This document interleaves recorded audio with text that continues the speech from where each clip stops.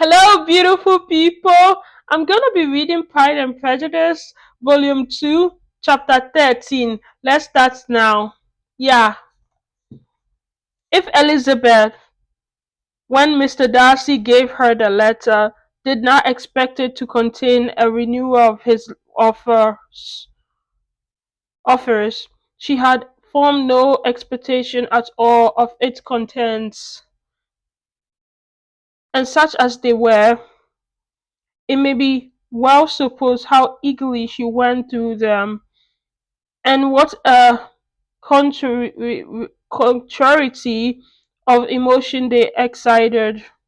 Her feelings as she read were scarcely to be defined. With amazement did she first understand that he believed any apology to be in his power. In his power, and okay, let me look up this word. Is it steadfastly?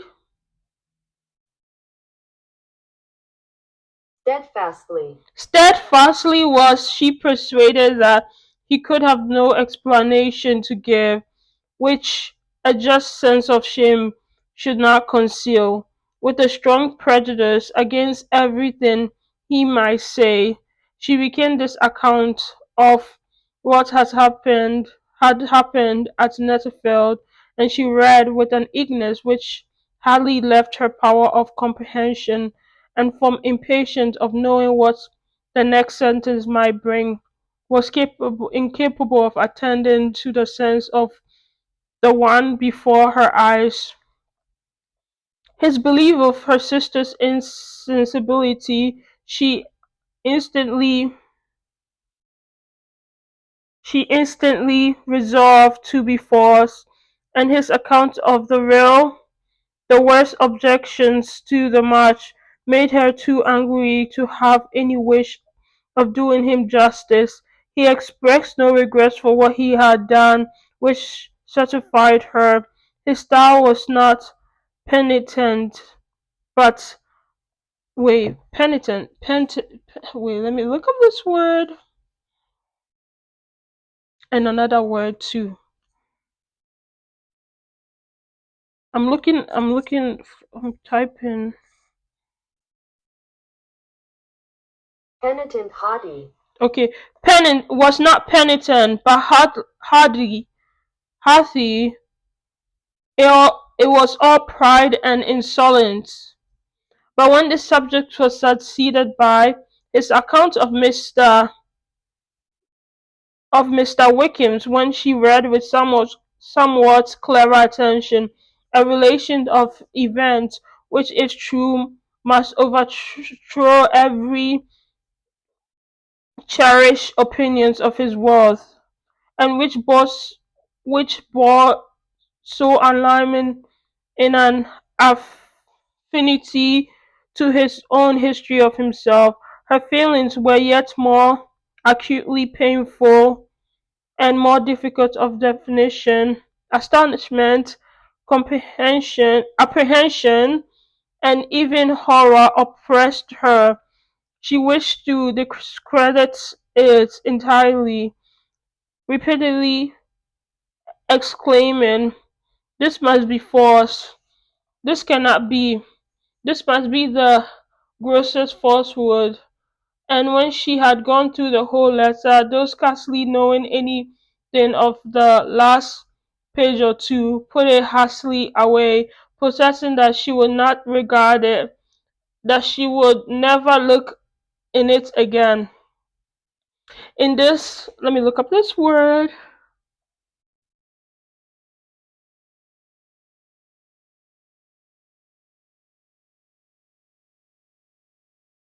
Perturbed.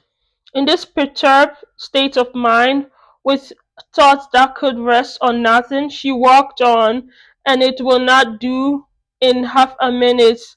The letter was unfolded again, and collecting herself as well as she could, she again began the mortifying prelude. Pre, pre, prelude wait, this word.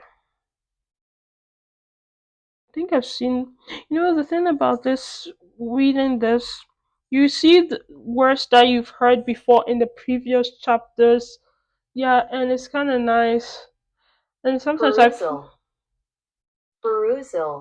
perusal, and sometimes I forget it. But perusal, I've seen that word before. But let's continue.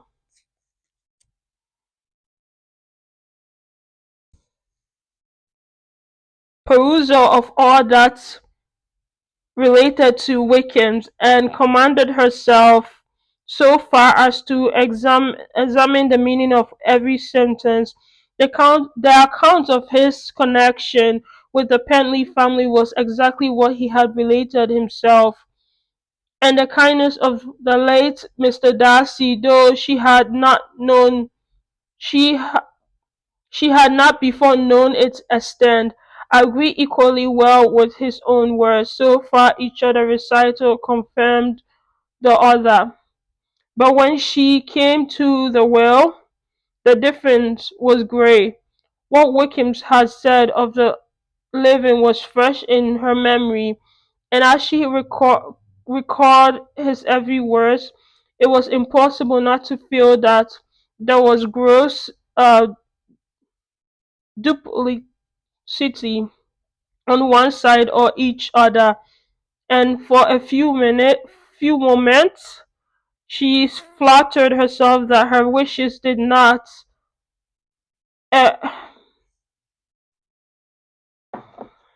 did not. Oh my goodness! I Air. err. And when she read and reread with the closest attention the particulars immediately following of Wickham's resigning all pretensions to the living and his leaving in lieu so considerably a sum as £3,000, again was she forced to hesitate.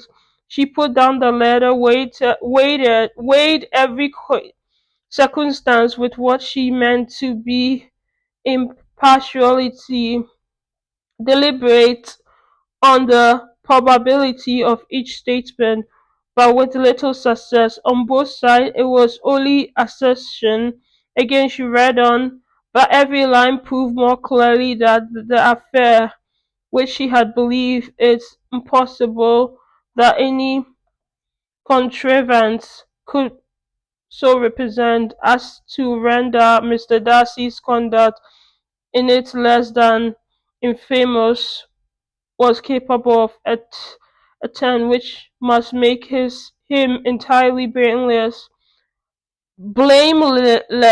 throughout the whole. The extra vengeance and general profligacy proga- profligacy,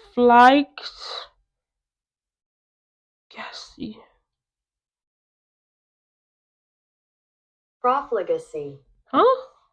Profligacy. Profligacy, which he's scoped not to lay to Mr. Wickham's charge, exceedingly shocked her, the more so as she could bring no proof of its injustice. She had never heard of him before his entrance onto the sheer militia in which he had engaged at the persu- persuasion of the young man who, on meeting him accidentally in town, had there renewed a slight coincidence of his former way of life. Nothing had been known in Hertfordshire but what he told himself. As to his real character, had information been in his power, she had never felt a wish of inquiring. His countenance, voice, and manner had established him at once in a possession of every virtue. She tried to recollect some instant of goodness some distinguished traits of integrity or benevolence. Benny, is it Benny? Benny?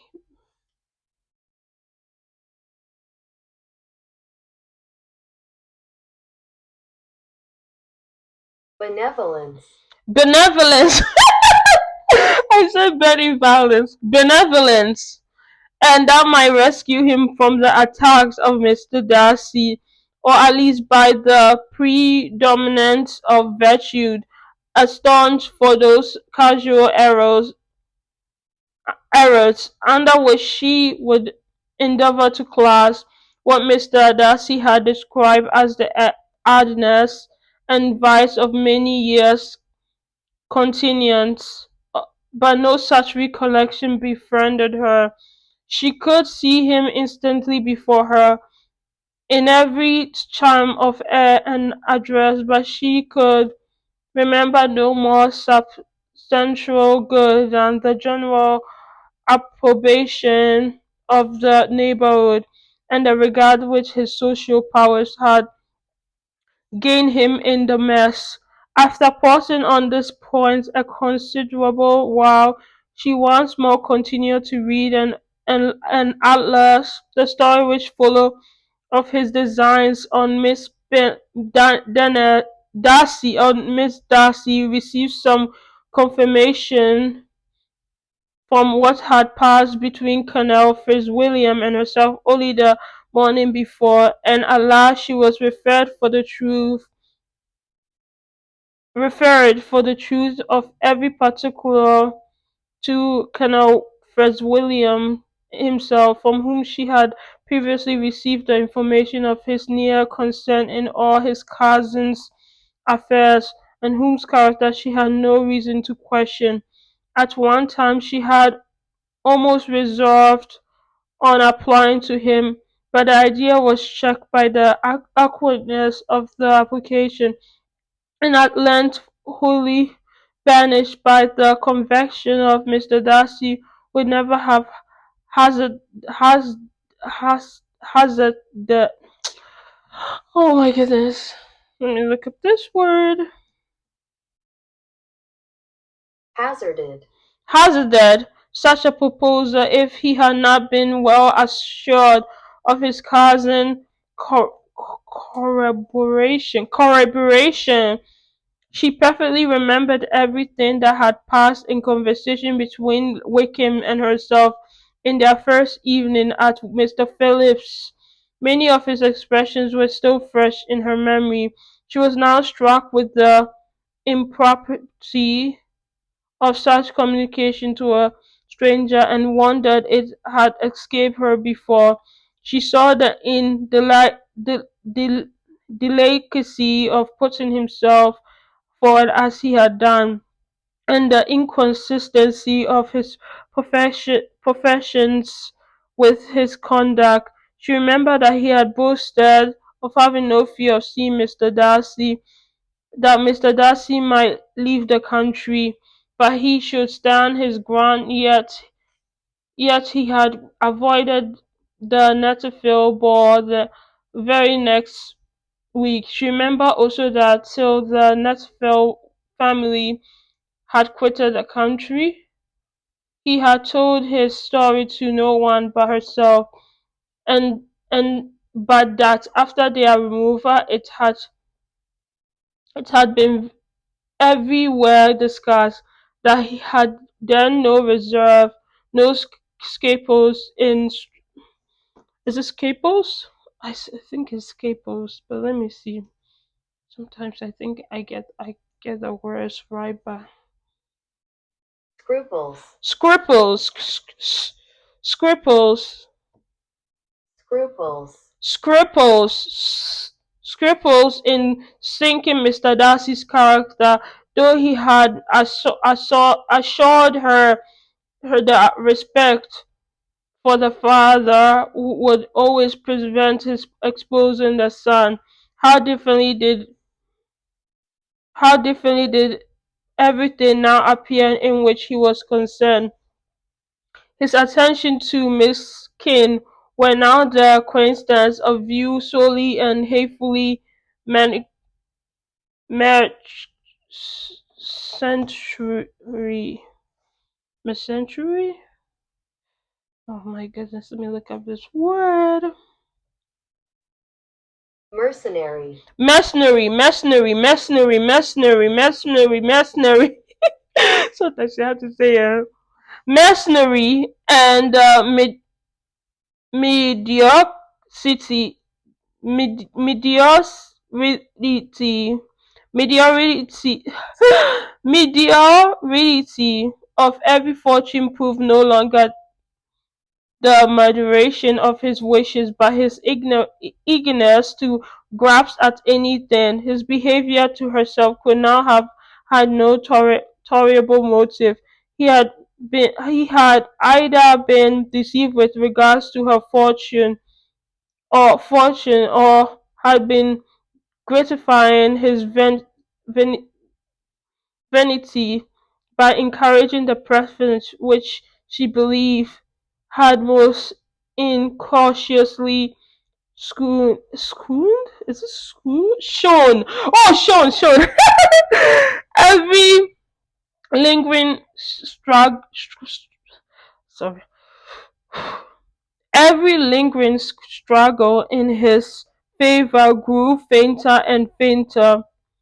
And in further justification of Mr. Darcy, she could not but allow that Mr. Bentley, when questioned by Jane, had long ago attested his blamelessness in the affair, that proud and repulsive as were his manners, she had never in the whole course of their coincidence and an acquaintance which had latterly brought them much closer and given her a sort of intimacy with his ways, seen anything that betrayed him to be unprincipled or unjust, anything that spoke him of re religious or moral habits, that among his own connection he was esteemed and valued, that even Wickham had allowed him to merit as a brother, and that she had often heard him speak so affectionately of his sister as to prove him capable of some amiable feeling. Oh my goodness, this word amiable. Oh, that has I've heard it a lot. Okay, let's continue. Yeah, that has his actions been what Wickham represented them, so gross a violation of everything right could hardly have been concealed from the world, and that friendship between a person capable of it and such an amiable man, amiable, is it amiable? Is it right? I know this word because I've heard it a lot. Amiable. Amiable. I've heard it a lot. And such an amiable man as Mr. Bentley was incomprehensible. She grew absolutely ashamed of herself, and she grew absolutely ashamed of herself. Of neither Darcy nor Wickham could she think, without feeling that she had been blind, partial, prejudiced, absurd. How discapably have I acted, she cried, I whom I have prided myself on my discernment. Oh my goodness. Discernment. I who have been I who have valued myself on my ability. I have I have often disdained disdained the generous candor of my sister, and gratify my vanity in useless or blamable distract. How humiliating is this discovery? Yet how just a humiliation. Had I been in love, had I been in love, I could not have been more wretchedly blind. But vanity, not love, has been my folly.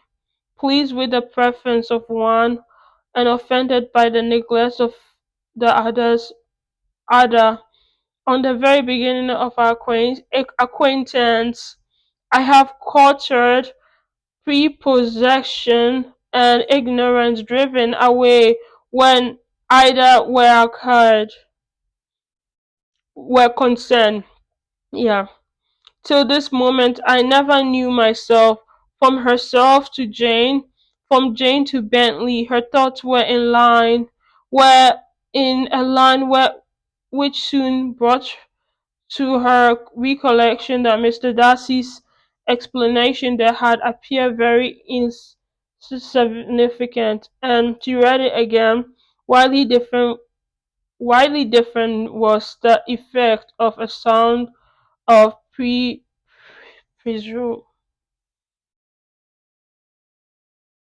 I need to learn this word because I've heard it that too. This word too a lot. Perusal. Perusal. Widely different was the effect of a second perusal. How could she deny that credit is her assertions in one instance which she had been obliged to give in the other? He declared himself to have been totally unsuspicious of her sister's attachment, and she could not help remembering what Charlotte's opinions had always been. Neither could she deny the justice of his description of Jane. She felt that Jane's feelings, though sovereign, were little displaced, and that there was a constant complacent.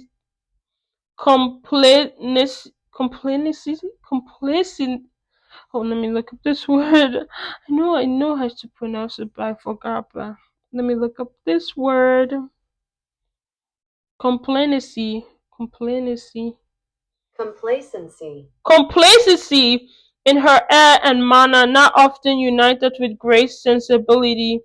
When she came to that part of the letter in which her family were mentioned in terms of each mortifying yet admitted reproach, her sense of shame was severe. The justice of the charge strike her too forcibly for denial, and the circumstances to which he particularly alluded as having passed a native field bore, and as confirming all his first probation, could not have made a stronger impression on his mind than on hers. The compliment to herself and her sister was not unfelt. It soothed, it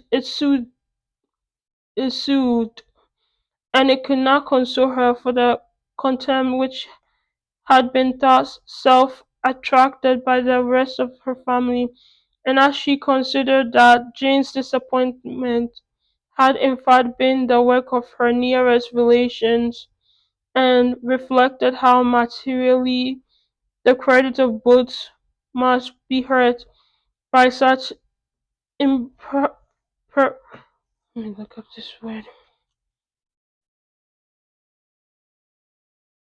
Improsperity. Impropriety. Impropriety. Impropriety. Impropriety. Impropriety of contact. She felt depressed beyond anything she had ever known.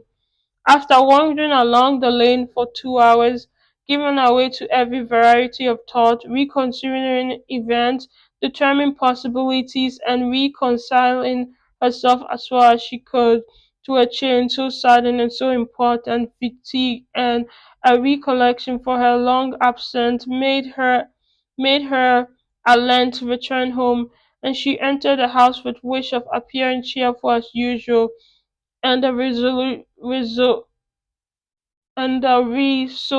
of suppressing such reflections as must make her unfit for conversation.